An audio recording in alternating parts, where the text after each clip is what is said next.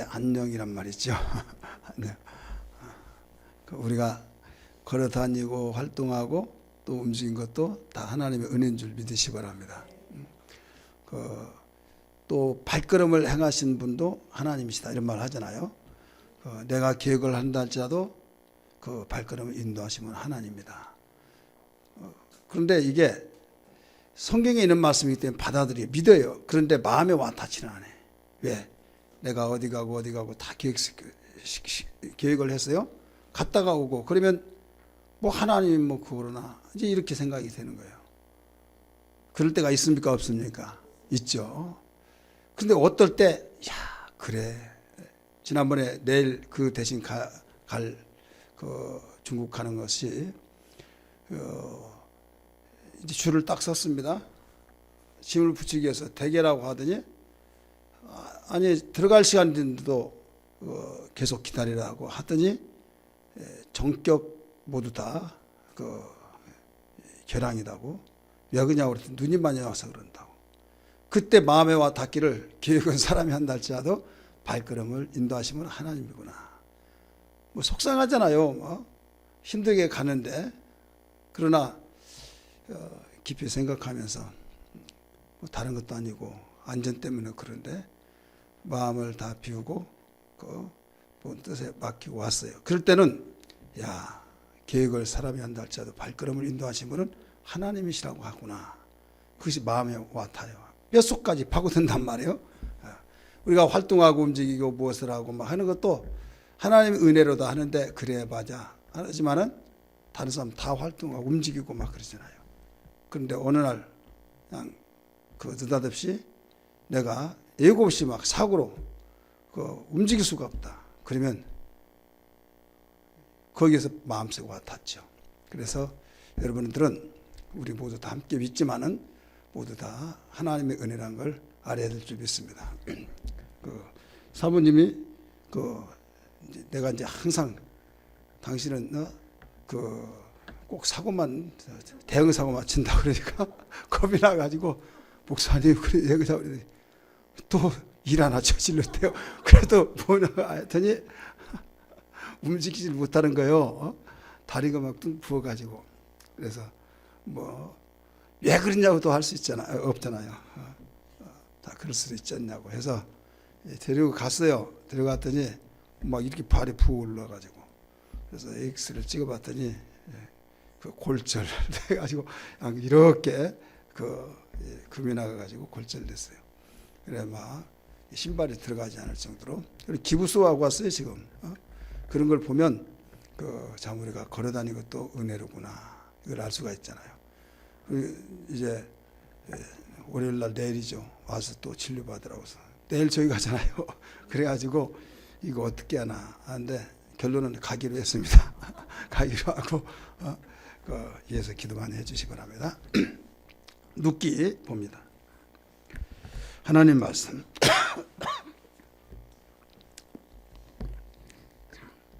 하나님 말씀 보겠습니다. 눕기 4장 눕기 4장 16절 17절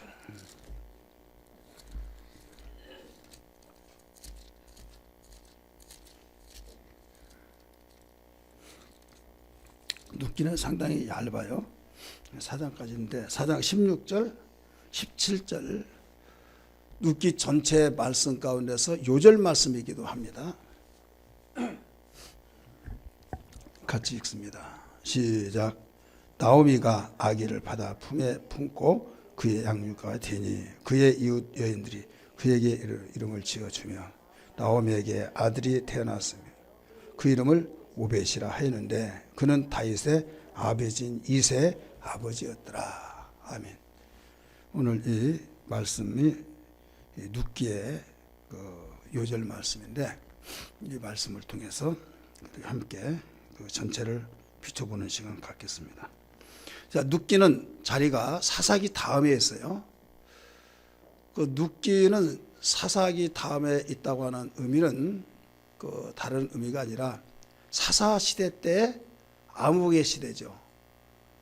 어떤 소망이 보이지 않는 그때 자기의 각각 속일에 옳은 대로 행하니라. 누가 없으므로 왕이 없으므로.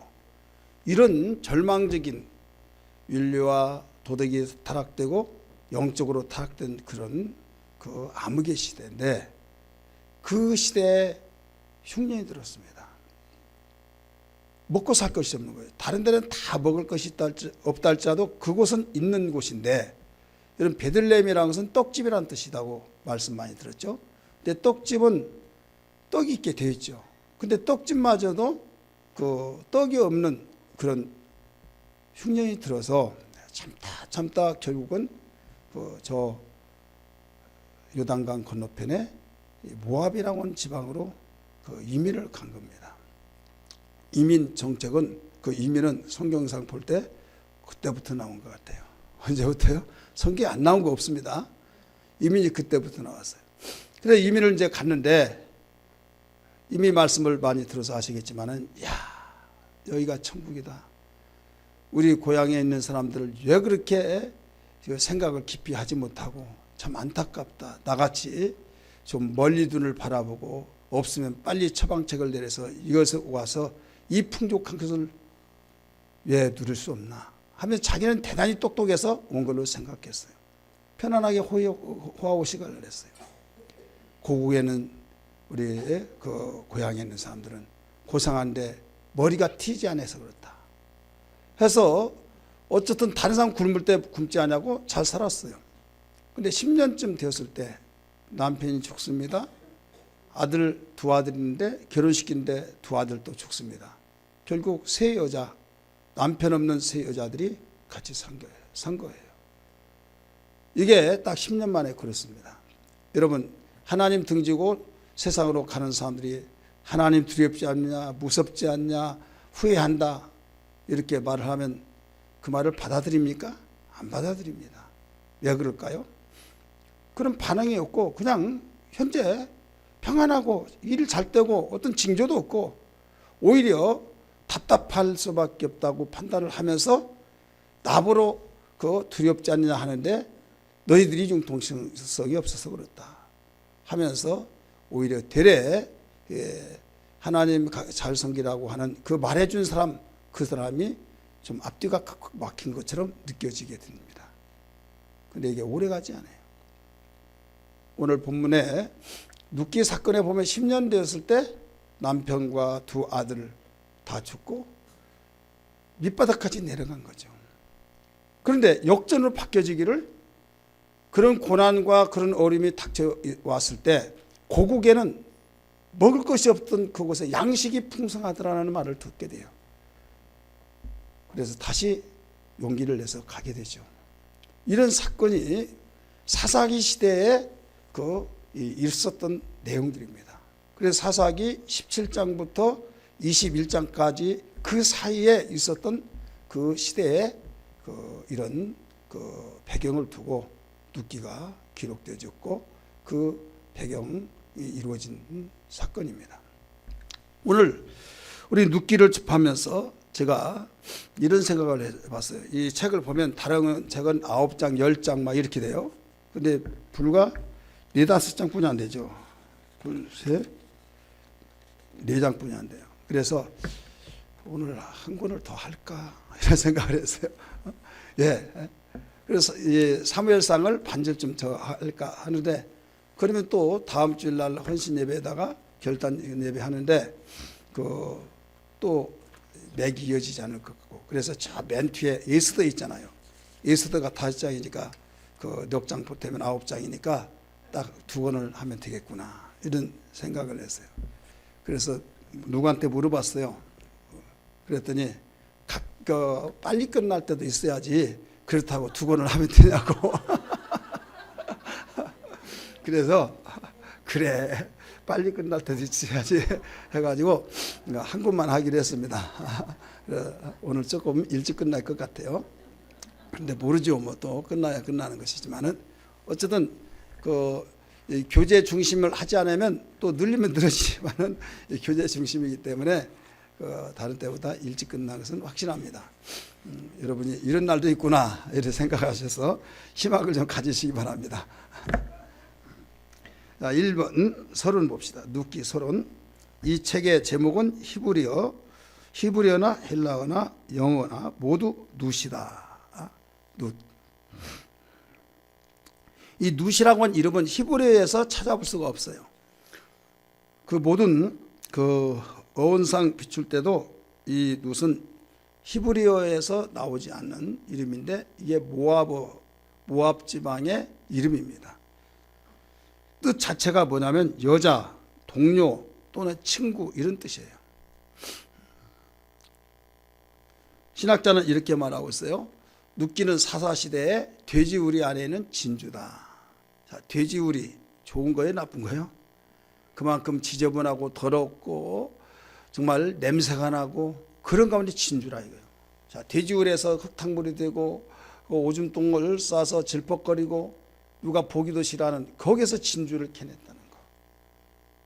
그런 암흑의 영적 시대, 윤리와 도덕적으로 타락한 시대에서 아주 보석같이 빛나는 그런 그 책이 룻기다 이런 말입니다. 자, 저자 봅니다. 저자는 미상입니다. 하나님만 아신다 이거예요. 그러나 지난번에 우리 사사기에서 말씀드렸던 것처럼 누가 기록했는지는 아무도 몰라요. 하나님만 아신다. 어떤 힌트도 없습니다.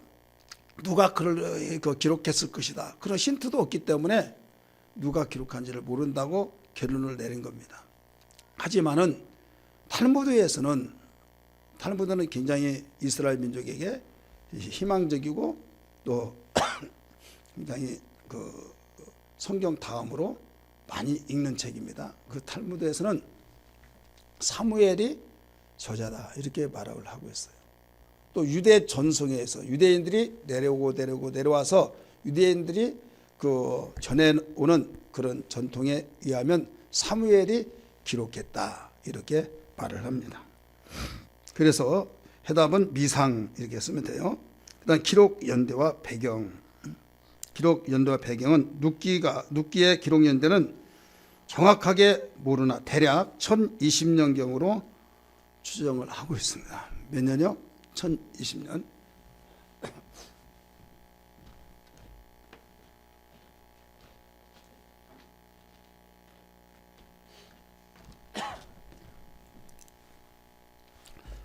넘겨서 보세요.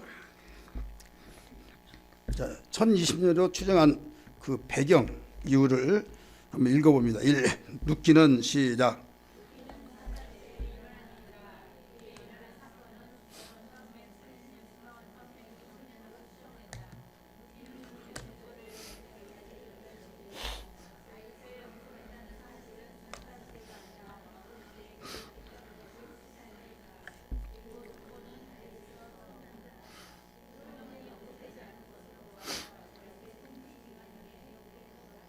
예, 여기에서 이 룻기의 족보는 다윗에서 딱 끝나요. 그 두 번째 다윗은 읽습니다. 다윗은 주전 1041년에 출생하고 주전 1025년경에 기름을 받고 주전 1011년에서 971년까지 통치한다. 그렇다면 룻기는 주전 1025년 이후에 쓰였으며 룻기의 사건이 일어난 지 약 100년 후에 기록되었다고 추정할 수 있다. 보아스와 룻이 오벳을 낳고 오벳이 이새를 낳고 이새는 다윗을 낳았는데 3대가 지난 것으로 계산해 볼 때도 이에 추정 연대는 큰 무리가 없을 것 같다. 이해가 되시죠? 특징 봅니다. 특징. 고엘이라는 기업 물을 자의 개념이 나온다. 고엘. 자, 고엘 많이 들어봤어요? 우리 김진리 권사님, 고엘 많이 들어봤습니까? 처음 들어봤어요? 그 호세아는 많이 들어봤죠. 이 고엘은 사람 이름이기도 하지만은 여기서는 사람 이름이 아니고 가까운 친족이라는 뜻입니다. 가까운 친족이라는 뜻인데 이 특징이 고엘이라는 기업 물을 자의 개념이 나오는데 우리나라의 개념으로서는 이해할 수가 없어요. 그 신명기에 보면 기업 무르기 이런 말이 나오는데 이것을 원어에 고엘 이렇게 말합니다.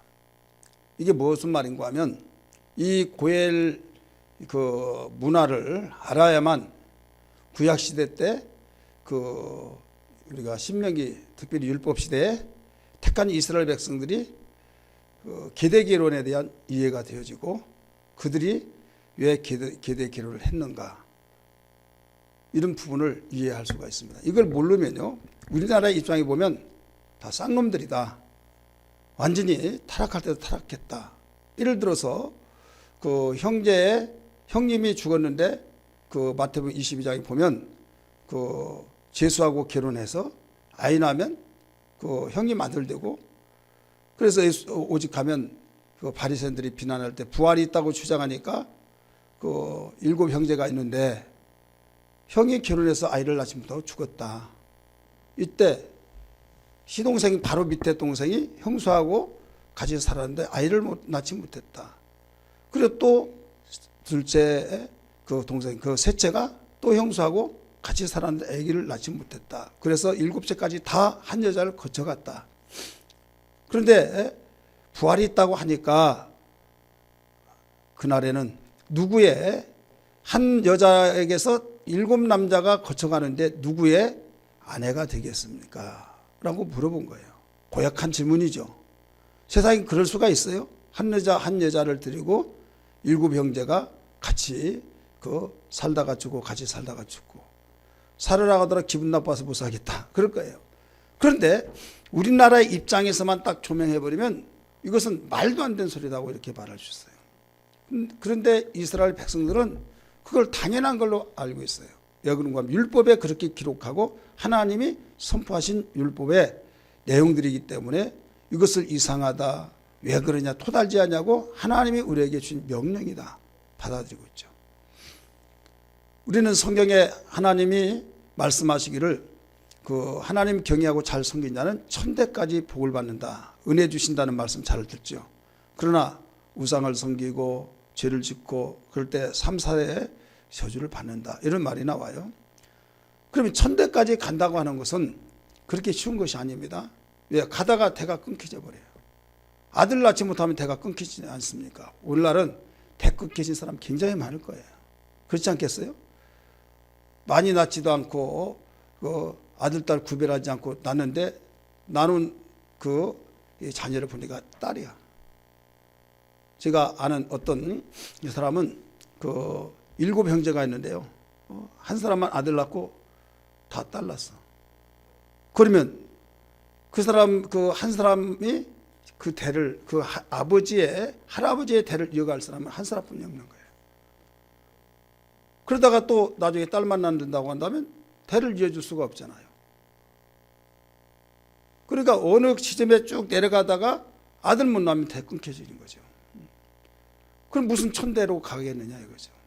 성경에 보면 태문을 닫고 열리지 않아서 끊겨진 경우들이 많이 있죠. 그래서 나이를 생각하사 태문을 열어주시사 이런 말씀들이 나오죠. 그러니까 이 의학적인 것이나 또 영적으로 보면 하나님이 태문을 막았다 이렇게 나오죠.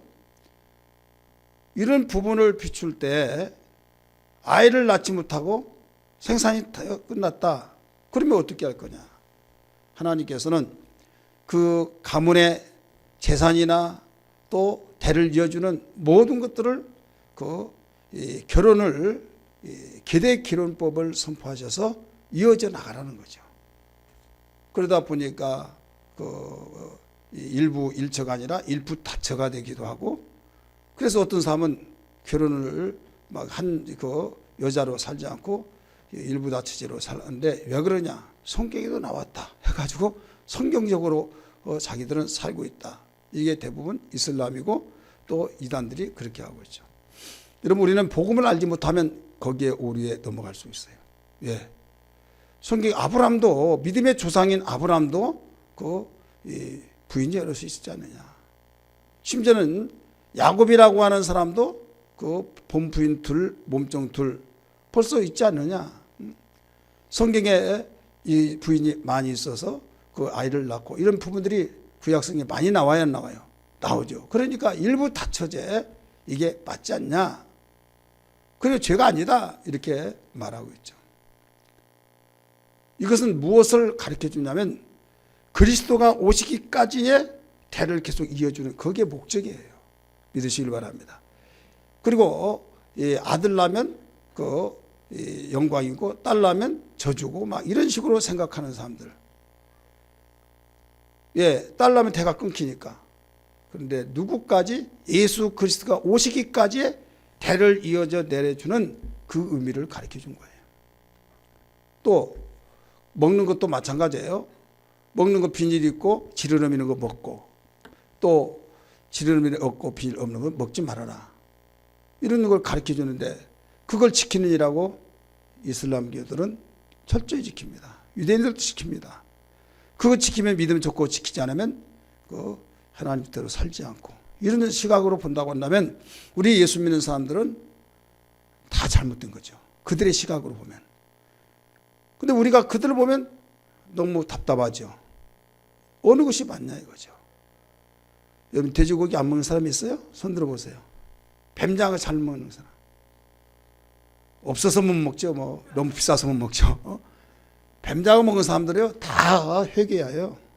그렇잖아요. 미꾸라지 이거 좋아하는 사람 다 회개해요. 그렇잖아요. 개고기 좋아하는 사람 몸매인 거 먹지 말라고 하는데 앞뒤 딱 잘라고 이것만 딱 하면 목사님 율법주의자도 그럴까요? 여러분 이게 우리는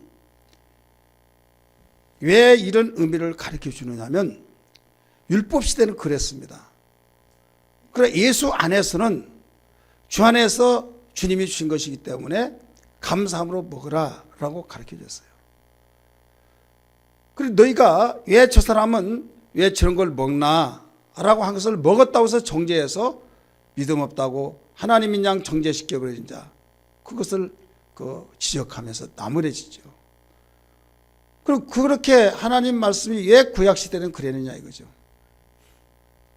그 이유는 다른 것이 아니라 영적인 의미를 보여주고 있는 거예요. 구별되는 거예요. 세상의 사람은 이렇게 먹지만 먹는 것도 입는 것도.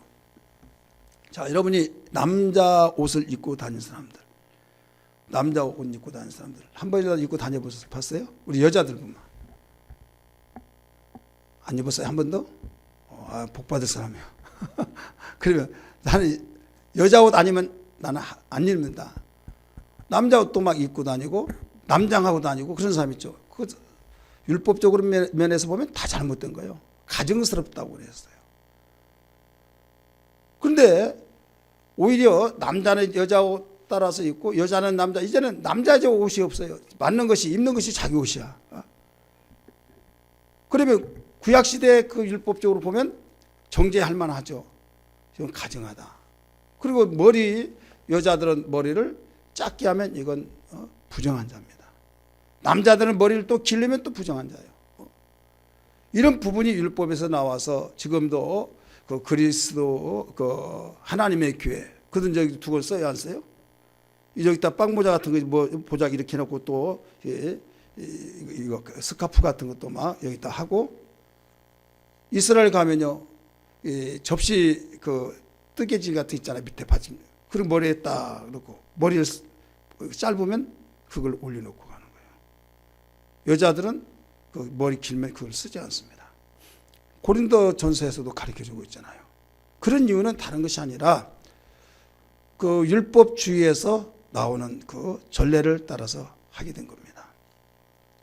지금 우리는 알아야 할 것이 뭐냐면 눕기의 그 배경 속에서 지금 하나님께서 우리에게 가르쳐주고자 하는 그 사건, 이방 여인이 유대인과 결혼해서 남편이 죽고 시어머니와 함께 고국에 와서 결국 그 친족과 그것도 나이 많은 사람하고 결혼해서 아이를 낳고 예수가 그 기대를 통해서 오셨다. 이런 내용들을 볼 때 그 문화적인 사건을 이해하지 못하면 도대체 이게 무슨 말이야. 세상 말로 말하면 쌍놈들만 모였구만. 이렇게 생각하지 않겠느냐 이거죠. 근데 고엘 제도를 알면은 그 나라에 하나님이 주신 율법의 명령에 의해서 행해지는 히브리 문화구나. 히브리 문화 리꼬르는 뭐예요? 하나님 문화예요. 하나님 명령하신 대로 사는 삶이기 때문에 그래서 고엘 제도는 이미 말씀드렸던 것처럼 그 기대 결혼에 대해서 지금 살다가 그 다 죽어버렸다. 그러면 그 재산이 누구에게 돌아가냐 이거죠. 남자가 없고 여자가 있다. 그럼 대는 남자의 씨를 통해서 이어져 나가는데 여자만 있다. 그러면 그 재산은 어디로 가느냐? 그래서 갈렙이라고 하는 딸이 그 여호수아에게 말했고, 그래서 어떻게 하겠느냐 했을 때 딸에게도 유산을 취하지 않느냐, 이런 막 지도들이 다 나오잖아요. 지금 고엘 제도는 히브리 백성에게 하나님 주시는 명령에 의해서 주어지는 한 문화다, 이렇게 생각을 하면 되겠습니다. 조금 이따 이 고엘 제도에서 말씀을 드리려고 해요. 자, 1번 특징에서 2번에서 기업 물을 자 개념이 나온다. 1번 고엘은 대신 갚아주는 사람이 친족이어야 한다. 자, 내가 저 사람의 빚을 다 갚아줘서 그 사람 옛날 그 땅을 찾아오겠다라고 하면 이건 친족이 돼야 된다 이거죠. 아무라도 돈 있다고 해서 내가 찾아줄게, 안 됩니다. 하나님께서 12지파에게 땅을 주셨어요. 분배해가지고. 그런데 그 땅이 그 저당을 잡거나 무슨 잡아서 다 없어졌어요. 그러면 비록 내가 탕진을 해서 다른 사람에게 넘어갔다. 그 영원한 땅 하나님께 속하고 땅은 하나님께 것이기 때문에 영원히 매매는 안 돼요. 50년이라고 하는 그 기간만이 임대입니다. 쉽게 말해서 임대 기간에 팔고 매매가 되죠. 이게 성경에서 따가지고 지금도 실행에 옮긴 나라가 중국이에요. 그들 50년의 임대 계약이잖아요. 항상 50년. 49년 동안 임대하고 50년째 바로 환수를 하죠. 그래서 재계약을 또 할 수 있고, 이 성경에 나오는 것을 가지고 그들은 지금도 활용하고 있는 겁니다. 그러면 여기에 그 내가 돈이 있어서 저 사람 걸 다 환수하겠다 하지만은 아무나도 못하고 고엘이라고 하는 친족이 그것을 사서 너희 땅 내가 찾아줬다 하면서 가져라 해줄 수 있다 이거죠. 친족이 아니면 아무나 할 수 없다. 두 번째는 그는 값을 치를 수 있어야 된다. 아무리 마음이 애타게 사모하고 해주고 싶지만은 값을 지불해 줄 수는 돈이 없으면 안 되는 거예요. 세 번째는 그는 깊은 마음이 있어야 된다. 억지로 해서는 안 되죠. 인격을 존중하셔서 내가 하겠다. 내가 친족을 살리기 위해서 내 돈 가지고 지불해주고 내가 찾아주면 계산적으로 보면 손해요, 손해 아니에요? 손해죠. 그렇지만은 친족이기 때문에 같이 산다는 공동체 의식을 통해서 이 고엘 제도가 생긴 거예요. 이것은 내가 손해 보더라도 우리 집안에 우리 지파에 살기 위해서는 희생을 해야지 하면서 값을 지불해 준데, 에이 재수값을 하니까 손해를 보려니까 이런 일도 당하네 한 것이 아니라 기품으로 해야 된다. 따라서 기품으로 해야 된다. 네 번째는 그는 자발적인 대리인이어야 된다. 자발적으로 내가 하겠습니다 하면서 자기가 그 일을 치러야 된다 이거죠. 대리인이 되어야 된다. 그 다음에 비번 보세요. 특징. 니비르란 말은 히브리 말로 시동생이라는 뜻이에요. 니비르라는 수혼 또는 계대 기론의 개념이 나온다. 이게 그 사사기에 나오는 특징이에요. 그 다음에 10번은 메시아의 계보를 보여준다. 특징이 세 가지로 비춰볼 수 있습니다. 그래서 개관 봅니다. 개관은 낱낱이 큰 그 제목을 통해서 이제 구체적으로 그 모든 걸 정리해서 나가려고 하는 그 핵심이죠. 자, 개관 35페이지 구성, 강조점, 초점, 주제, 인물, 장소가 나옵니다. 자, 누세 결심 1장 1절에서 18절까지.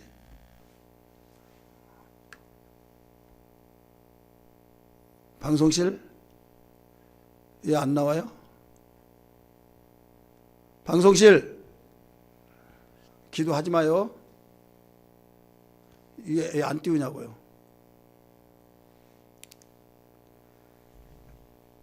구성, 누세 결심, 누세 헌신, 누세 요청, 누세 보상, 이 넷으로 나눠집니다.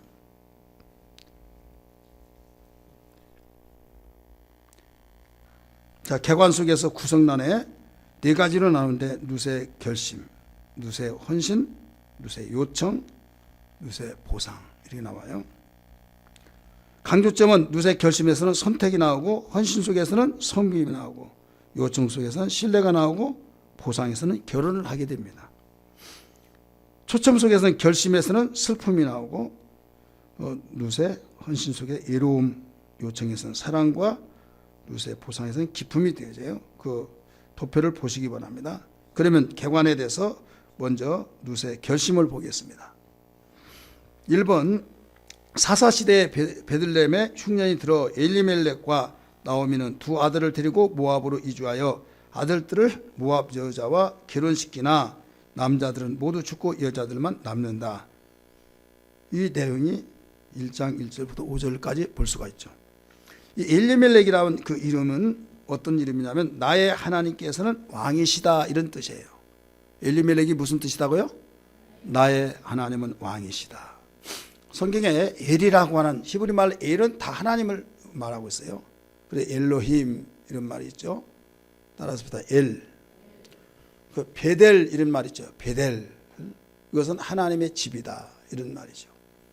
엘리멜렉.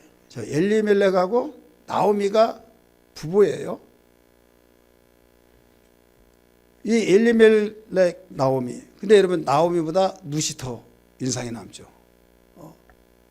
그러나 엘리멜렉은 베들레헴 사람으로서 거기 살아야 함에도 불구하고 흉년 때문에 그 모압으로 이주해서 그 10년 동안 살다가 세 남자들이 다 죽고 난 뒤에 나오미는 참 슬픔에 처져 있죠. 자, 교훈을 한번 봅니다. 믿음의 타협과 잘못된 선택은 종종 비참한 결말을 가져다 준다. 자, 아무리 어렵더라도 베들레헴에 눌러 있어야 해요? 안 눌러 있어야 해요? 눌러 있어야만 합니다. 그런데 거기서 해결책이 떠나야만 된다 이렇게 생각하고 있어요. 떠나야만 된다. 떠나야만 해결책이다. 자, 적용시켜서 한번 봅시다. 자, 교회는 뭐예요? 떡집이에요. 영혼의 양식을 먹는 것. 따라서 합시다. 교회는 떡집이다. 하나님 말씀을 먹는 떡집이에요.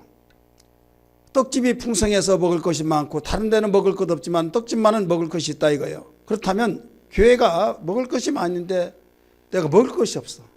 흉년이 들었다고 가정해봐요. 그러면 어떻게 해요? 배가 고프니까 기웃기웃하면서 떠나려고 해요. 떠나려고 한다 이거죠. 왜? 내가 살기 위해서는 별 수 없어. 내가 지금 숨 막혀 죽겠는데. 자, 떠나서 거기서 많이 먹고 하나님은 뭐 어떤 하나님이 다 똑같은 하나님이지 꼭 예관교회만 있어야 사느냐 하면서 그런 식으로 떠나려고 하면 내가 살기 위해서는 별 수 없다. 이렇게 해서 어떻게 보면 맞는 것 같죠. 베들레헴에서만 살아난 이유는 뭐가 있냐. 양식 있는데 찾아가면 됐지. 이런 식으로 논리를 펴나갑니다.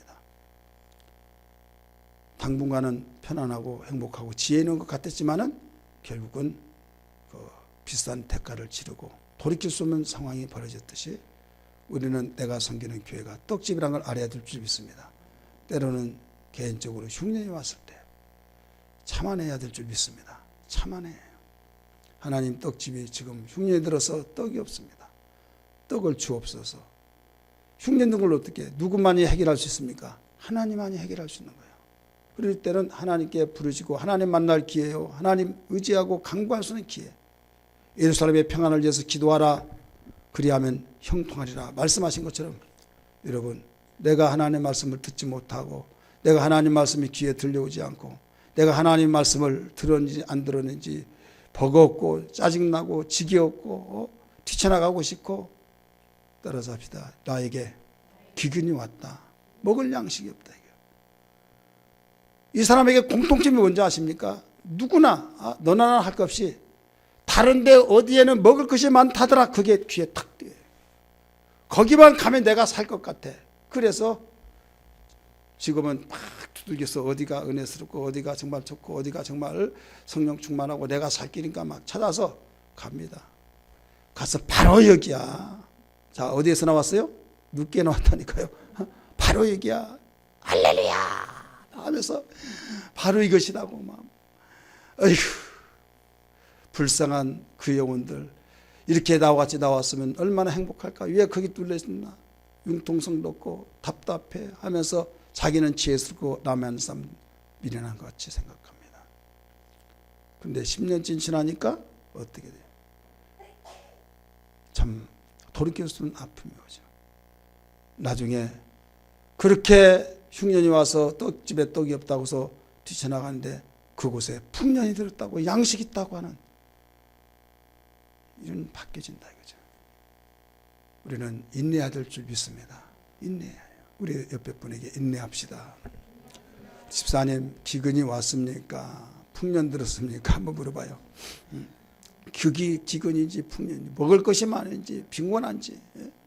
우리는 항상 살다 보면 흉년도 들 때 있고 풍년도 들 때 있고 먹을 때가 많이 있을 때도 있고 또 정말 이제는 바가지 소리 나고 먹을 것도 없고 이제 이것 먹고 죽는구나 그럴 때도 있다 이거죠. 하지만은 우리는 여기서 해결돼야 된다. 여기에서 해결돼야 된다고 하는 그런 의지와 그런 참아내면서 그냥 막연하게 하늘만 찾아보면서 되겠지 아니라 기도해야 될 줄 믿습니다. 그래서 예루살렘의 평안을 구하라 이 말씀이 나오지 않습니까? 엘리멜렉 부인은 누구다고 그랬어요? 나오미. 자, 엘리멜렉의 이름은 뭐예요? 이거 모르더라도 천국 가는데 지장이 없어요. 근데 아는 것이 더 유익해요. 자, 왕이시다. 그러면 나오미의 이름은 뭘까요? 많이 들으셨는데 윤정남 안수사님 뭐예요? 예, 기품, 희락. 희락이라는 뜻이에요. 유쾌함이라는 뜻입니다. 그러면 두 아들이 있어요. 두 아들 아신 분? 네, 말론과 기론이에요. 자, 말론이라는 뜻이 아세요? 병약함.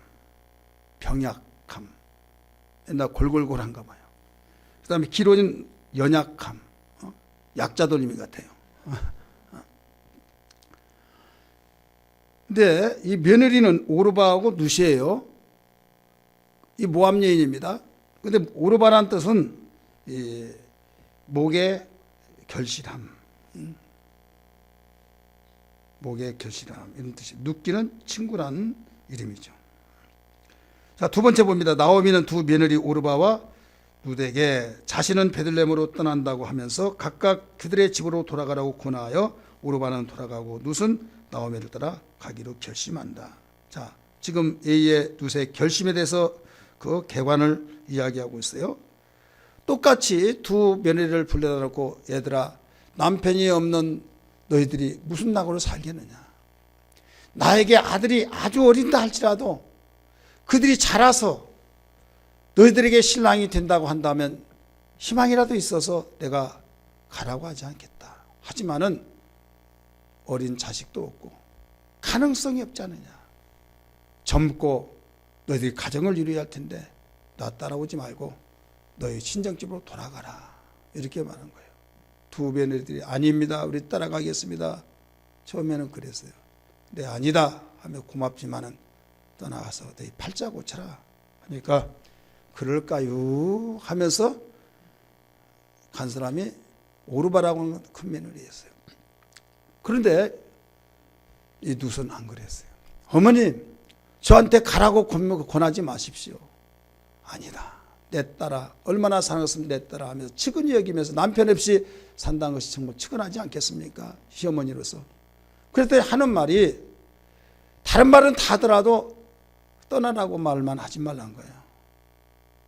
그러면서 아주 의지가 가고 아주 결단이 아주 대단한데 어머니의 하나님이 나의 하나님이라고 가르치면서 무슨 말까지 하냐면 내가 어머니의 하나님을 섬기는데 어머니를 떠나면 어머니의 하나님이 내 하나님인데 나를 벌을 주실 것입니다.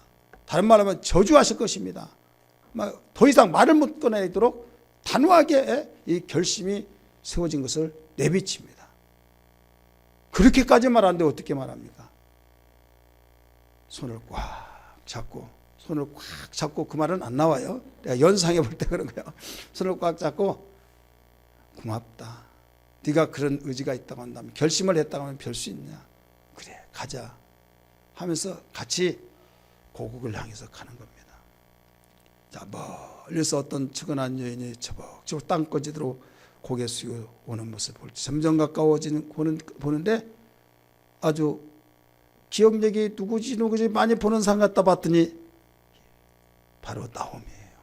그래서 나오미 아니냐고 막 그러니까 나를 나오미라고 말하지 마세요. 내가 우리 고향을 떠나서 남편 잃어버리고 두 아들 잃어버리고 이렇게 혼자 오는데 무슨 나오미입니까?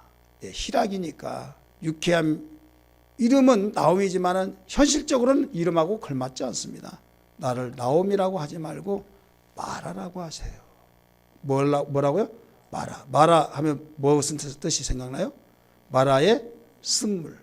나는 쓰디쓴 맛을 보고 실패자로서 아픔이 있는 여자입니다 하면서 나오미라고 부르지 말고 마라라고 이렇게 하라고 하면서 풀이 푹 죽고 어깨 쳐져서 들어옵니다. 자, 교훈 봅니다. 삶의 어려운 상황 속에서 고귀한 선택을 할 수 있는 믿음이 필요하다. 자, 우리가 육신적으로 생각할 때는 시어머니가 말하지 않았더라도 어머니 저는 도저히 못 살겠습니다. 남편이 병든 남편이라도 있으면 내가 한 가닥 희망을 가지고 살겠지만은 남편도 없는데 무슨 낙으로 살겠습니까? 저 떠나겠습니다. 할 수도 있어요. 근데 시어머니가 먼저 그걸 알고 떠나라고 했음에도 불구하고 그동안 나오미 시아버지 통해서 같이 거기에서 하나님을 알게 된 나는 어떤 대가를 치르더라도 내가 시어머니를 떠나지 않겠다. 그런 비장한 마음을 가지고 결심을 한 거예요. 이 결심이 누가 볼 때는 미련하고 바보스러운 것 같았지만은 그 결심이 나중에 결론적으로 말한다면 예수 그리스도가 오시는 길을 만들어주는 조상이 되었다는 사실을 믿으시기를 바랍니다. 그럼 우리는 어떤 어려운 상황 속에서도 고귀한 선택은 참으로 아름다운 축복의 귀한 열매를 가지고 있다는 걸 믿으시기를 바랍니다. 비번 룻의 헌신부입니다. 나오미와 룻은 베들레헴으로 돌아가고 나오미는 하나님의 징벌로 괴롭힘을 당했다고 비통한 마음을 갖는다. 이미 설명했죠. 고국에 돌아갈 때 나오미 아니냐 했더니 나를 나오미라 하지 말고 마라라고 하라. 그런 비통한 마음을 고백했습니다. 자, 여기에서 모압이라고 하는 나라로 이민을 가서 실패하고 돌아오는데 모압은 여러분 어떤 나라예요? 오늘날 요르단인데 모압 하면 뭐가 생각납니까? 누구 생각나요? 룻이요, 돛이요. 좀 비스무리하죠. 오받침을 뒤집어 놓으면 또 롯이 되죠. 이 롯이 두 딸하고 가까워져서 결국 두 딸이 아버지 순맥이고 아기를 낳는 가운데서 민족의 조상이 된 거예요. 한마디로 근친상간을 통해서 나오는 족속입니다. 이 모압 족속은 이스라엘에게 먼 친척벌입니다. 엄격하게 말해서 롯은 아브라함의 조카니까 먼 친척벌이에요. 그러나 성경은 말하고 있어요. 여호와의 총회에 들어갈 수 없다. 이렇게 선포를 하고 있습니다.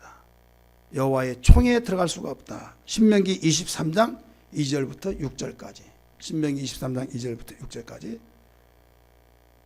지금 족속으로 보면은 아브라함 관계 속에서 그런 관계가 있어서 먼 친척벌이지만은 어쨌든 그들은 하나님을 떠나서 멀리 살았고 우상을 섬겼고 그래서 여호와의 총회는 들어올 수 없다. 하나님은 얼마만큼 배려했습니까? 광야 생활하면서 모압을 칠까요? 치지 말아라. 너희들은 혈족이다 하면서까지 배려했던 걸 믿기 바랍니다. 에돔도 마찬가지였어요.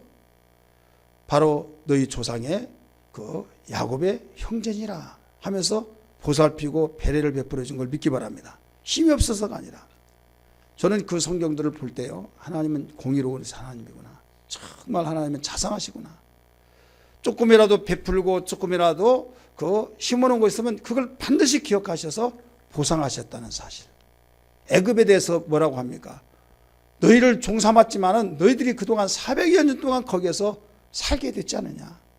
그래서 그들을 징벌하지 말아라. 막 이런 말들이 나와요. 너희가 400년 동안 그 애굽의 나라에 있으면서 너희들은 못자리 역할 속에서 그들 민족이 거기서 태동하여서 거기에 큰 민족을 이뤘지 않느냐. 그 나라의 은덕을 알아야 된다 하면서 애굽에 대해서 굉장히 그동안 탄압은 요셉을 알지 못한 왕이 탄압했지, 요셉을 아는 왕이 있을 때는 대우를 받으면서 생활했던 걸 믿기 바랍니다. 그걸 보면요, 우리는 아무렇게나 감정대로 살아서는 안 됩니다. 뭐든지 잘 심고 잘 베풀고 또 아름다운 선을 우리가 행하여서 어느 날 어느 시에 하나님이 그것을 기억하셔서 보호를 받을 수 있다는 것을 알아야 될 줄 믿습니다. 아멘. 한 사람만 더 보호받기를 바랍니다. 본인이 그랬잖아요. 아멘. 예, 저도 그러길 원합니다. 했으니까. 교훈 같이 봅니다. 아무리 비참한 상황일지라도 하나님을 올바르게 바라보는 시각을 잃어서는 안 된다. 자, 룻 2번 봅니다. 룻은 보아스 밭에서 우연히 이삭 죽기를 하고 하나님의 섭리를 보아스로 하여금 룻과 그녀의 성실함을 보게 만드신다. 자, 이제 룻이 시어머니 나오미와 함께 고국에 돌아왔습니다. 고국에 돌아왔는데 먹을 것이 없잖아요. 손가락만 빨 수가 없잖아요. 먹을 것이 없는데 이제는 이삭을 죽기 위해서 나가야지 않겠느냐 이렇게 물어봐요. 구약성경 읽어보면 보리를 베든 또 벼를 베든 콩을 베든지 간에 흘려놓고 다 베지 말고, 그런 말이 나와야 안 나와요? 나간 애들이 와서 그걸 주워서 먹으라는 거죠. 심지어는 이 감나무 열매가 있는데 다 따지 말아라 이런 말이 나와야 안 나와요? 성경 안 읽어본 사람 무슨 말인지 모르는 것 같아. 대부분 감나무 저 위에 몇 개 남으면 그게 무슨 감이라고 그래요? 시감이라고 하죠. 까치 먹으라고 해놨다. 이건 나간 애들이 지나가면서 너무 배고플 때 뭐 없으면 안 되잖아요. 그러니까 그거라도 따먹고 연명하라는 거예요. 자, 하나님이 이렇게 나간 애에 대해서 관심 가지시고 그 자상하게 보살폈다는 걸 알아야 될 줄 믿습니다. 그리고 곡식을 이렇게 베면서 이삭을 흘렸을 때 이삭을 다시 주지 말라는 거예요. 왜? 나간 애들이 그것만 기다리고 있는 거고, 고아와 가부가 먹을 것이 없을 때 어떻게 해서 먹고 사나 근심하고 있을 때 누가 타작한다, 곡식을 벤다, 그러면 희망이 생긴 겁니다. 희망이 생겨서 거기 가서 이삭을 주어서 그걸로 빵 가서 먹고 산다. 그런 희망을 가지는데 가서 봤더니 싹 쓸어서 하나 어떤 알맹이도 하나 보이지 않아요. 그러면 얼마나 실망스럽겠어요. 그러니까 이삭을 주지 말라는 거예요. 누구의 말씀이에요? 하나님 말씀이에요. 이만큼 자상하게 배려했다는 걸 알 수가 있죠. 지금 나오미는 이미 맨몸을 가지고 옵니다. 룻하고 같이 왔어요. 10여 년 동안 자기 남편에게 있었던 그 땅은 다 어딘지 사라져 버렸습니다. 먹고 살 길이 없는 거예요. 그러니까 며느리에게 너 이삭을 줘야 하지 않겠느냐. 그래 가서 이삭을 줍습니다. 하루 다 이삭을 줘가지고 시어머니한테 이걸 다 주었습니다. 봤더니 깜짝 놀란 거예요. 많이 주었어요. 어디서 주었느냐? 보아스 이 밭에서 주었습니다. 보아스? 딱 기억이 나요. 하나님이 이렇게 인도하시구나. 많고 많은 그 농사를 짓는 타작하고 있는 추수하고 있는 그 사람도 있지만 그 많은 동부들 가운데서 보아스 밭에 이삭을 주었다는 것은 신기한 거예요. 하나님의 섭리란 걸 믿기 바랍니다. 보아스는 먼 친척이다. 친족 중에 하나라는 거예요. 다른 데 가지 말고 따라 내일도 그쪽으로 가라 이렇게 말하죠. 또 가서 또 줬습니다. 이게 계속 나오잖아요. 여러분, 하나님이 축복하시고 인도하신 데는요, 기도 많이 하고 하나님 뜻대로 살려고 하면요, 나는 그냥 가서 이렇게 누구를 만났다 우연한 것처럼 생각하지만은 지내놓고 보면 하나님이 섭리구나. 이걸 알 수 있어요. 믿습니까? 사랑하는 우리 이광교회 성도 여러분이요. 많고 많은 교회 같지만은 이광교회 오게 하시고 또 홍순대 목사와 함께 신앙생활하게 한 거. 우연이요? 우연이요? 필연이에요? 하나님이 내가 가고 싶어서 왔고 뭐 전도지 주어서 받고 와서 보더니 저분이 목사님이구나 뭐 그걸 알 수 있고 또 이렇게 저기서 왔는데 하겠지만은 하나님의 다 그 섭리예요. 섭리입니다. 그걸 알으셔야 해요. 섭리라고 알고 행한 거하고 모르고 행한 건 달라요. 좋은 일 있을 때는 하나님의 뜻이야 하고 안 좋으면 하나님의 뜻이 아니야. 그러면 자기 내가 복음으로 해석한 거예요. 내가 복음. 대부분 사람들이 좋은 일이 있으면 이게 뜻이라고 말합니다. 안 좋은 일이 있으면 하나님의 뜻이 아니니까 그렇지 이렇게 하는데 성경은 그렇게 가르쳐주고 있잖아요. 하나님이 이스라엘 백성이 죄를 짓고 우상 섬겼을 때 나라를 바벨론에게 넘겨줍니다. 그래서 바벨론 손에 넘겨져서 그 참 어려움을 당하고 식민지로서 종이 되어서 생활합니다. 예레미야를 통해서 미리 예고하고 돌이키라고 했지만은 하나님 말씀을 듣지 않고 끝까지 갈대로 막 갔어요. 하나님이 예언하신 말씀대로 결국 바벨론에게 넘어가잖아요. 이때 예레미야는 분명히 말합니다. 너희들이 70년이 되면은 돌아오리라. 기억나십니까? 70년이 되면. 70년 왜 그러면 하필이면 70년이냐? 이건 하나님한테 물어보세요. 천국 가가지고. 아니 예언이 그렇게 나온 걸 어떻게 합니까? 또 이상한 사람 70년 70년은 뭐 완전한 수다 뭐다 막 해가지고 또 이상하게 풀어간 사람이 있어요. 70년. 근데 여기에 하나님은 전지하시기 때문에 내가 생각할 때는 그런 것 같아요. 우리는 모르지만은 70년쯤 되면은 쓴맛단맛 다 보고 깨달은 것도 있고 하나님 우리가 범죄했습니다. 예레미야 선지자가 예언했던 그 말을 들었더라면 이렇게 되지 않을 텐데 우리가 우리 고집대로 살다가 이렇게 되었습니다. 회개하고 돌이켜서 사람 될 만한 그 시기가 70년 된 것 같아요.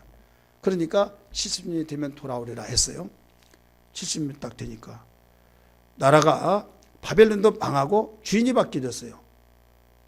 주인이 바뀌어졌는데 이 고레스라고 하는 왕이 나타나더니 선포를 합니다. 조서를 내려서 이스라엘 유대인들은 고국에 돌아가서 하나님의 성전을 지으라. 거기에 분명히 나옵니다. 여호와께서 나를 감동시키셔서 유대인들을 보내라고 했다. 하나님의 성전을 지어서 하나님을 경배하라고 했다 하면서 거기 가서 성전 지을 것까지 다 물자를 대주라고 조서를 내립니다. 그래서 그들이 희망을 가지고 막 기쁨으로 설레면서 1차, 2차, 3차 옵니다. 와서 봤더니 고국이 그 아름다운 솔로몬 성전이 다 불타서 폐허가 되고 거기에 풀이 우거지고 나무가 나서 70년 동안 자랐으니 어떤 게 되었다는 상상을 해볼 수 있잖아요. 참 엉엉 울면서 하나님 우리 민족이 우리 주상이 범죄하더니 결과가 이렇군요. 다시는 범죄치 않겠습니다. 그런 기도를 했지 않겠어요? 그래서 그 모든 것을 정리하면서 주틀을 놓으면서 성전을 짓는데 도비야 이런 사람들이 와서 당신들 뭐야? 여차차 쭉 이야기하니까 왜 근데 우리 안 불렀냐? 못 짓는다. 안 된다. 막 했더니 나중에 그리고 고소를 했어. 고소장이 그때부터 나온 거예요. 성경 안 나온 것이 없다니까요. 고소해가지고 그 히브리 민족이 여기 와서 그 당신의 그 지배를 하는 나라에서 그 성전을 지어가지고 여차여차해서 그 또 어떤 귀합해가지고 대항을 하려고 성전을 짓는다고 하는데 금하여 주소서 하는 거예요. 근데 고레스는 이미 죽었어요. 죽고 그 한 다른 왕이 왔으니까 아니 그 말 고소장 보니까 막 부하가 싫어하는 거예요. 조사해봐라 막 해가지고 지연된 거예요. 그러니 가만히 있을 수 있습니까? 근거 자료를 제시하면서 고레스 왕께서 이렇게 했습니다. 하니까 옥신각신 오고 가고 하다 보니까 이런 민사 사건을 한번 법정 들어가면요 피가 마릅니다. 몇 년 흘러가 버리는 거예요. 그러니까 그걸 성전 짓다가 중단이 되죠. 중단 짓다 보니까 처음에 뜨거운 마음으로 시작했는데 시간이 흐르다 보니까 희부지해지면서 하나님의 성전을 지키지는 절대 우리 집 짓지 않는다 했던 그들이 나중에 자기 집을 짓느라고 야단이고 성전 지을 것은 생각지도 않아요. 그리고 한쪽에서는 하나님이 우리에게 성전을 지으라고 보내셨다, 감사와 감격 영광을 돌리더니 나중에 지지니까 성전 짓지 않고 왜 집 짓냐 하니까 하나님의 뜻이라고 한다면 왜 반대한 사람이 있냐, 하나님의 뜻이 아니니까 그렇지, 이렇게만 나온 거예요. 자, 하나님의 뜻이 아니니까 반대하는 사람이 나타나지 하나님의 뜻이라면 왜 반대를 하겠느냐. 들어보니까 그런 것 같아. 하나님의 뜻이라고는 왜 반대하느냐, 협력하지. 자, 거기에서 우리 교훈된 것이 뭐예요? 우리는 적용시켜서 비춘다고 한다면 어떤 일이든지 분명히 하나님의 뜻이에요. 말씀적으로도 볼 때 하나님의 뜻이에요. 그런데 이를 협력을 하고 협력할 때는 그 봐라 하나님의 뜻이기 때문에 협력이 잘 된다 하는데 반대하고 시끌벅적하고 문제가 생기면 하나님의 뜻이 아니다. 그런 경우들이 많이 있습니까, 없습니까?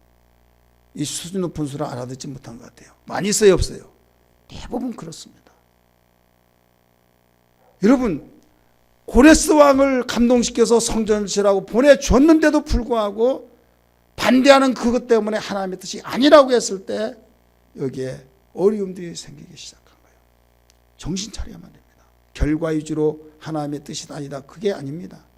결과 위주가 아니라 하나님이 말씀하신 기록된 말씀에 의해서 기준이 되어야 될 줄 믿습니다.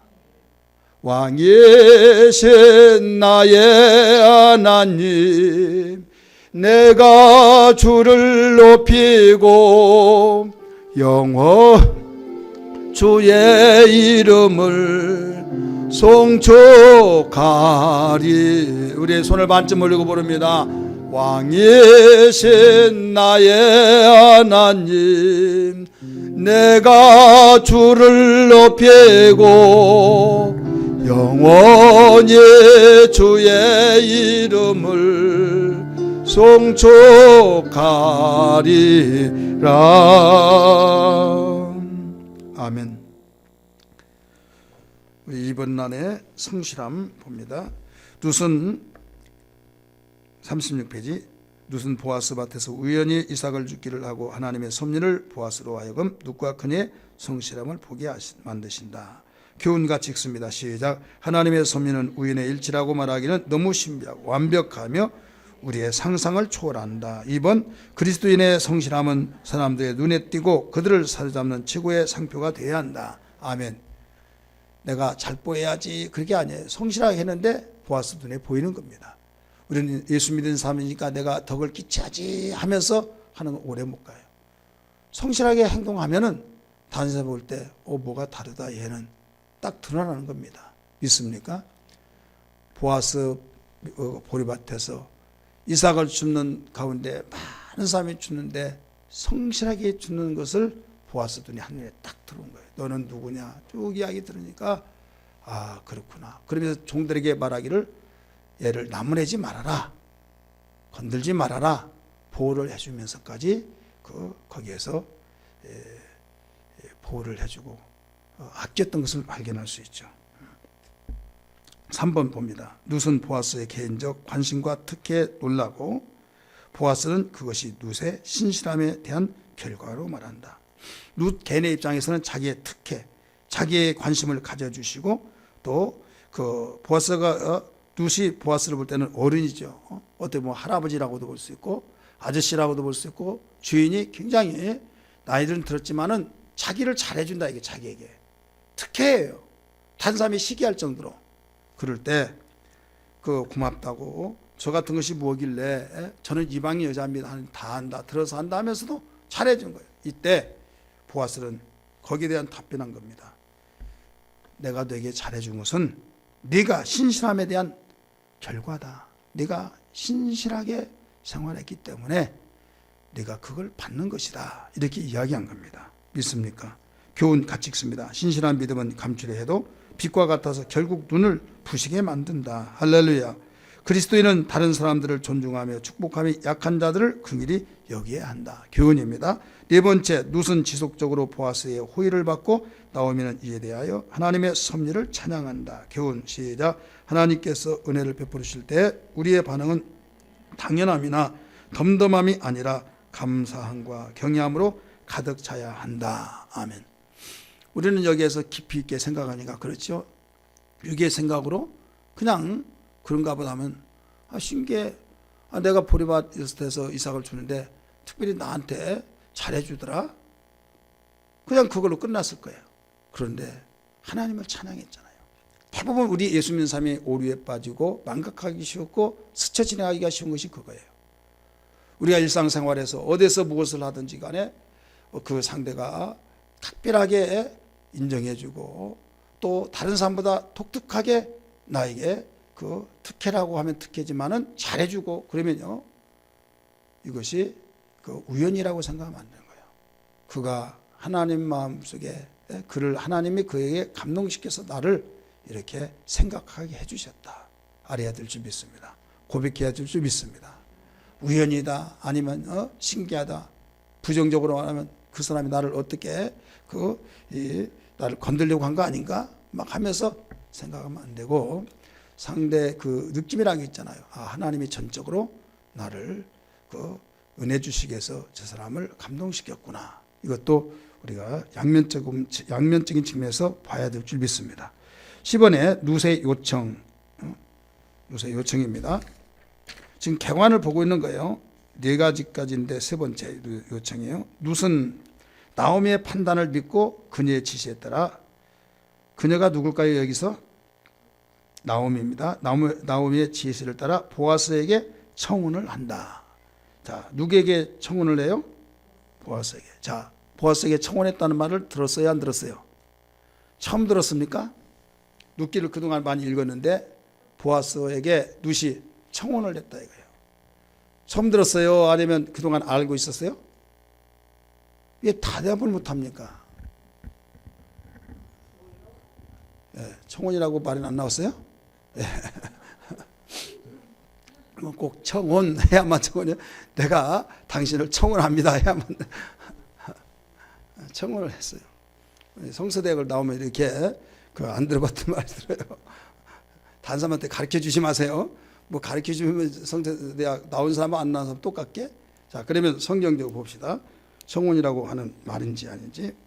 그 오른쪽 노트 안에 보면 룻기 3장 9절 하반절, 당신의 옷자락을 펴 당신의 여종을 덮으소서. 이게 청혼이에요. 당신의 옷자락을 펴 당신의 여종을 덮으소서. 이건 누가 가르쳐줘서 청혼을 해놓은 거 하면 시어머니 나오미가 그 요청을 가르쳐준 거예요. 그리고 과감하게 담대하게 당신 옷자락을 펴서 이 여종에 덮어달라는 거예요. 이 청혼입니다. 이런 교훈을 봅시다. 사랑은 신뢰가 기반이 되어 항상 상대방의 최고의 유익을 추구해야 된다. 이 청혼에 대한 보아스 대답이 있어요. 자, 청혼을 했습니다. 그런데 뭐 다른 말로 말하면 빠꾸 맞아서 차라리 말을 안 했으면 좋았는데 괜히 자존심 상하는 그럴 수도 있잖아요. 근데 보아스 대답이 이렇게 나왔어요. 자, 오른쪽 근안에 그 노트남 보세요. 룻기 3장 10절에요. 내 딸아, 여호와께서 네게 복 주시기를 원하노라. 네가 가난하건 부하건 젊은 자를 따르지 아니하였으니 네가 베푼 은혜가 처음보다 나중에 더하도다 하면서 긍정적인 반응을 보였어요. 청혼에 응해줬다 이거예요. 자, 2번 봅니다. 요청, 룻의 요청에 보아스는 룻의 제안을 받아들이고 합법적으로 그 일을 해결하겠다고 하고 있다. 룻은 기다린다. 이게 3장 11절에 18절이에요. 자, 여기에서 우리는 알아야 할 것이 뭐냐면 룻의 결혼 요구, 청혼에 대한 것은 위험한 일을 감수하면서도 감행했어요. 대부분 남자가 청혼해요? 여자가 청혼해요? 여자가 청혼하면 좀 어떻다고 그래요? 우리 나이 먹을 때는 남자가 다 청혼해요. 지금은요 여자가 청혼해요. 야, 너 내 것이야? 찜했어. 무서운 세상이야. 그 남자는 도망다녀요. 막 야야 막 하면서 쫓아다니면 너 내 거야? 누군 막 공표해버립니다. 너희들 내가 찜해놔서 건들지 마, 눈도 걸리지 마, 막 공표해버립니다. 막 반해서. 지금은 이렇게 됐다니까요. 성경은 미래를 보여줘서 이때부터 나온 거예요. 여자가 찜한 것도.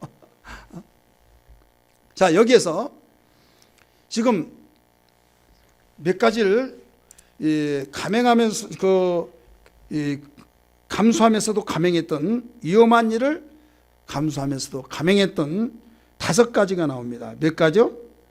자, 첫째는 여성이 남성에게 청혼을 했다. 대부분 남자가 여성에게 하죠. 근데 여성이 남성에게 청혼을 했어요. 두 번째는 젊은 사람이 나이 많이 먹은 사람에게 청혼한 거예요.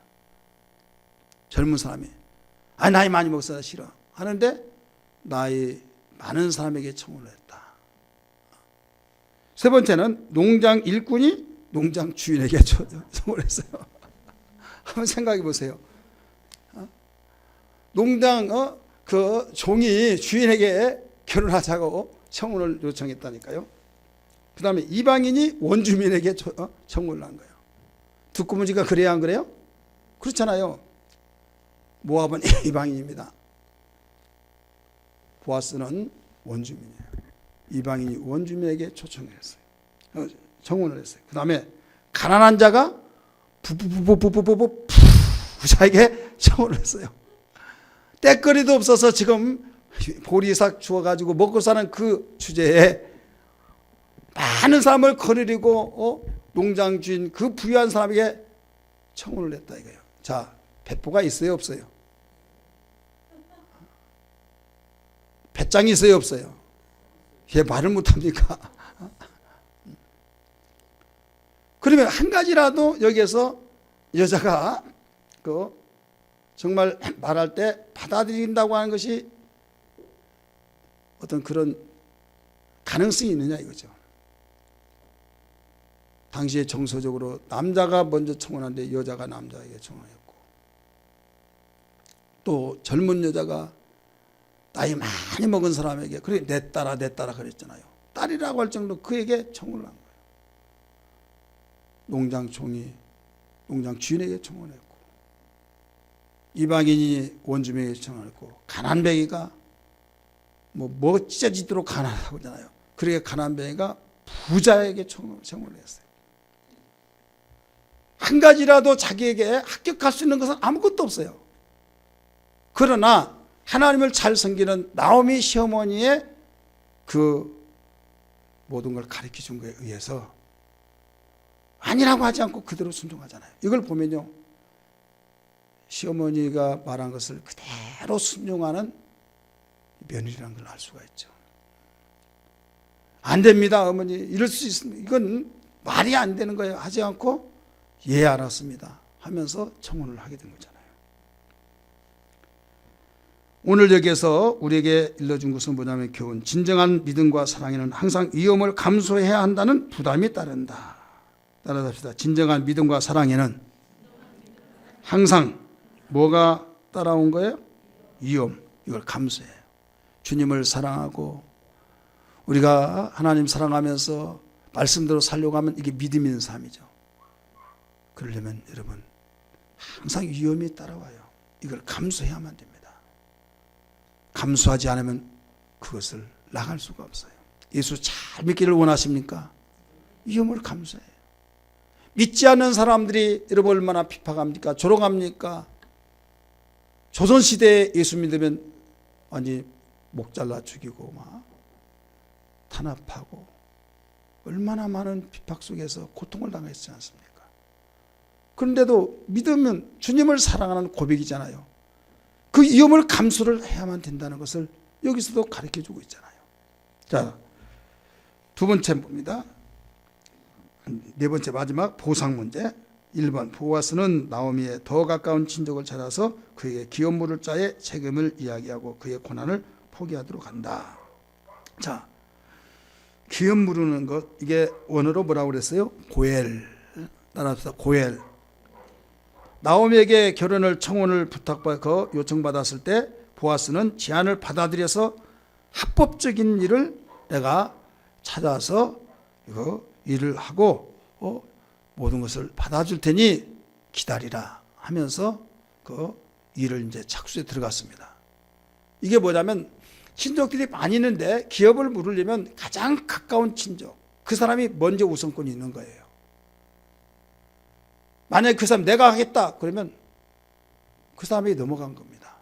자, 보아스가 이 룻을 청혼에 받아들였어요. 보아스도 큰 것을, 무서운 것을 감수한 거예요. 뭐냐면 만약에 자기보다 더 가까운 자 친족이 있다는 걸 알고, 그런데 그가 내가 하겠어 라고 하면 말에 대해 신뢰를 저버릴 수밖에 없죠. 그러나 내가 받아들이겠다. 그럼 법적으로 나보다 더 가까운 사람이 있으면 그 사람이 우선권이니까 그걸 다 해결하고 너를 받아줄 테니 좀 기다리라. 그렇게 하면서 장로들을 초청합니다. 누구예요? 장로. 그 지역의 성읍의 장로들인데 성문으로 다 모이시오. 이 성문에 모이라는 것은 모든 증인들이 요구될 때 그쪽으로 많은 사람이 오고 가고 막 왕래하고, 한두 사람이 보는 것이 아니라 많은 사람이 보는 것을 증거로 삼기 위해서 성문으로 모이라. 그 10명의 장로들을 모이라고 했어요. 10명 아니고 다른 사람들도 오고 가는 사람이 다 이제 보게 되죠. 그러면서 엘리멜렉에 대해서 이야기합니다. 그의 엘리멜렉이 죽었다는 걸, 또 그 두 아들도 죽고 그의 부인 나오미가 되돌아왔는데 며느리가 왔다. 그 엘리멜렉의 땅을 지금 다 없어지고 그걸 찾아다가 줘야지 않겠느냐 하면서 아무개 씨가 나보다 더 가까운 친족인데 그에게 물어봅니다. 고엘에 대해서 감수하겠느냐? 내가 하겠다. 그런 거예요. 하겠다. 그러니까 이변이 일어난 거예요. 누가 볼 때 보아스가. 그럴 때 다시 묻습니다. 하겠다고 한 거 그것만 좋아하지 말고 당신의 재산을 엘리멜렉의 자녀들에게 그 몫이 들어가야 된다. 그 재산을 띄워줘야 된다 이게요. 룻에게 띄워줘야 된다. 그러면서 이런 재산을 다 오늘날로만 등기전을 해줘야 된다 이거예요. 그래 가만히 비춰보니까 손해만 보는 거예요. 안 하겠다 하는 거예요. 안 하겠다. 그러니까 곧바로 여러분 들으셨죠? 그러면 이분이 한다고 그랬는데 안 한다고 하니까 그 다음엔 내 차례입니다 라고 하니까 사람들이 신발을 벗어 던집니다. 너는 너희 친족도 돌아보지 않는 사람이구나. 부끄러운 일을 받으라 하는 징조로 신발을 던지움을 받습니다. 기억나시죠? 이게 바로 책임을 다하지 않았다는 거예요. 이제 누구 책임이에요? 법적으로 자기가 기업을 물을 수 있는 그 자격이 주는 거예요. 그래서 그를 데려다가 아내로 삼고 아기를 낳습니다. 아기 낳은 그 이름이 뭡니까? 오벳이에요. 자, 오벳은 누구의 할아버지입니까? 다윗의 할아버지입니다. 오벳을 낳고, 오벳은 누구를 낳고? 예? 이새를 낳고, 이새는 다윗을 낳고. 그러니까 룻은 누구의 할머니예요? 다윗의 증조 할머니입니다. 다윗의 증조 할머니. 성경 보면요, 나오미에게 하나님이 너에게 은혜를 베풀어서 아들을 주었다 이런 말을 합니까 안 합니까? 나오미에게. 성경 안 읽어봤어요? 룻에게 말하지 않고 나오미에게 아들을 줬다고 말해요 안 해요? 하죠. 왜 그랬을까요? 왜? 엄격하게 말해서 누구의 아들이에요? 보아스의 아들이잖아요. 그런데 지금 보아스는 자기 아들이 있어요. 자기 아들이에요. 그러나 지금 기업을 물으니까 누구의 아들이에요? 엘리멜렉의 아들이 있는데 그 아들은 죽어버렸죠. 그의 아들의 대를 이어서 나가니까 나오미에게 아들이다 이렇게 말한 거예요. 이해되시죠? 그래서 그 분명히 보아스가 낳지만은 기업 물은 자로서의 엘리멜렉의 자손이 대가 끊기지 아니하고 이어져 나갔다. 그리고 오벳을 낳았다. 오벳이 이새를 낳고 이새가 다윗을 낳았다. 해서 여기 다윗의 족보까지 딱 끝이 납니다. 이게 룻기예요. 자, 오늘 여기서 우리는 알아야 할 것이 하나님의 신실한 자를, 이방인의 하찮게 여긴 그를, 신실한 그를 통해서 하나님의 기보를 이루어나가는 통로가 되게 하셨다는 것을 알아야 될 줄 믿습니다. 두 번째 같이 봅니다. 보상. 보상받죠. 보상. 1번 보아스는 나오미의 더 가까운 친족을 찾아서 그의 기업 물을 자의 책임을 이야기하고 그의 고난을 포기하도록 한다. 포기하게 했죠. 그 다음에 두 번째 시작. 보아스는 합법적으로 기업 물을 자의 고난을 갖고 나오미와 룻에 대한 기업 물을 자의 역할을 받아들이고 베들레헴 사람들은 증인이 되어 보아스의 가정을 축복한다. 자, 교훈 봅니다. 신실한 믿음은 결국은 입증이 되며 변장된 축복을 가져다 준다. 이 변장이 가면적인 복이 아니라 그 역으로 망했는데 이건 누가 보면 진실한 것이 아닌 가장한 것 같은 인상을 주면서 야 세상이 그래 꿈이 아니야 막 하면서 헛된 소문이 아니야 할 정도로 그런 복이에요. 실제로는 역전으로 바뀌어졌다 이 말입니다. 3번 봅니다. 보아스와 룻은 결혼을 하고 자손을 보게 되고 룻은 다윗의 증조 할머니가 된다. 할렐루야. 교훈 봅니다. 하나님께서는 자신의 목적을 이루시기 위하여 평범한 사람을 사용하셔서 비범한 일을 이루신다. 우리가 평범한 사람이라 할지라도 신실하게 살고 하나님 뜻대로 살면 반드시 하나님이 복을 주신다는 걸 믿으시길 바랍니다. 주제입니다. 룻기의 주제는 하나님의 백성을 향한 하나님의 주권적인 섭리를 보살핍니다. 섭리의 보살핌. 따라서 합시다. 섭리의 보살핌. 목적은 신실하지 못한 사사시대에 하나님께서 신실한 모압 여인을 통해 구속의 메시아 가계가 이루어지도록 역사하신 하나님의 신실하심과 자비하심을 보여주기에 기록되었다. 여기에 룻기는 신실하지 못한 사사시대, 사사시대에 그 룻기가 기록됐다고 그랬죠. 그러면 이 사사시대의 그 후반부, 다시 말해서 17장에서 21장까지 그 부분인데 우물한 두 가지가 있어요. 암울하고 정말로 침울한 두 가지 그 사건이 17장, 18장 보면 미가의 집의 사건이 나옵니다. 자, 미가 하면 무슨 생각이 나요? 미가서 그 예수님 베들레헴에서 태어난다. 그 내용이 아니라 미가의 집에 우상을 섬기는 사사기에서 단지파가 쫓겨 다니면서 그 제사장 있는 것을 데려가고 이런 사건 기억나시죠? 기억납니까? 그래 자기 그때 시대에 왕이 없으므로 자기의 속인의 옳은 대로 행하다가 보니까 우상을 차려놓고 하나님이 우리 가정에 제단이 있고 제사장까지 내가 고용했으니 복을 주실 것이다. 그런 자기 나름대로는 확신을 가지고 제사장까지 내가 월급 주면서 고용했으니 복 주실 것이다 했지만은 이게 우상을 섬기고 있다 이거죠. 이게 무서운 거예요. 말씀의 뜻대로 사는 것이 아니라 자기 주관에 의해서 섬기면서 누가 뭐라고 하더라도 한치의 부끄러움이 없다. 하나님이 나를 기뻐하실 것이다. 이건 착각이에요. 두 번째 암울한 것은 여러분이 아는 것처럼 어떤 네일 사람의 첩을 그 베냐민의 기브아에 있는 불량패들이 밤새도록 강간해서 죽었어요. 그러니까 네일 사람이 자기의 첩을 데리고 가서 집에서 12토막을 내서 다 뿌렸죠. 집합일을 보냈어요. 창세기 이런 일이 없다면서 깜빡 나자빠져서 역학조사해서 나중에 이 네인을 찾았습니다.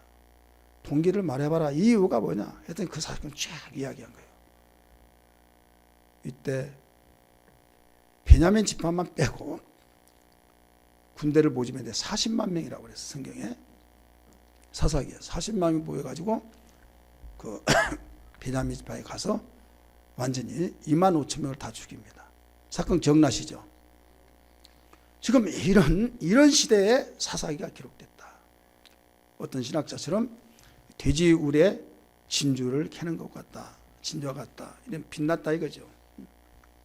오늘 우리에게 주신 말씀들을 핵심 구절을 우리 성경 본문으로 우리 읽었습니다. 적용시켜서 한번 봅시다. 적용 문제 39페이지 시작. 룻은 가정에서는 헌신적으로 시어머니를 봉양했고 일터에서는 신실함으로 인정받았다. 당신은 당신의 부모를 잘 봉양하였는가? 룻과 같이 시어머니를 공경하며 헌신적으로 사랑하고 있는가? 일터에서 또는 가정과 사회 당신에게 책임이 맡겨진 곳에서 신실함으로 인정받는가? 적용 되새겨 볼 내용입니다. 1번 봅니다. 적용해서 당신이 하나님께 신실하다면 가정과 일터와 사회 또는 어디에서든지 뭐예요? 신실함으로 인정받도록 하라. 정말 하나님께 신실하다면 가정에서도 신실하고 일터에서도 신실하고 사회생활에서 신실해야 된다. 이거죠. 교회에서만 신실하고 나가면 엉뚱하고 먼 차반이다 하면 안 된다. 이거죠. 오늘 우리 한국 기독교인이 이게 문제죠. 교회에서는 누구보다 1등 신자입니다. 최고 잘 섬긴 것 같습니다. 집으로 돌아가서 깡패요, 폭군이요, 주정뱅이가 되고 사회에서는 완전히 개차반이 되고 이건 문제가 큰 거죠. 하나님 앞에서 하나님 잘 섬긴 것이 가정에서도 사회생활에서도 직장에서도 우리가 신실함이 돼야 된다 이거죠. 이게 적용시킬 내용입니다. 두 번째는 베푸는 일을 미루지 말고 베푸는 일이 당신의 삶의 습관이 되게 하라. 따라서 합시다. 베푸는 것이 습관이 되게 하라. 미루지 말란 거죠. 아직은 때가 아니야. 아직 하나님 때가 안 주셔서 나중에 돈 많이 벌어가지고 부자 될 때 하래. 내가 본 5장 7절에 그렇게 만들어내고 있어요. 따라서 합시다. 지내놓고 보면 없는 사람이 없을 때 더 베풀더라. 목사님 있어야 베풀죠. 없으면 없는 대로 그 수준에서도 베풀어요.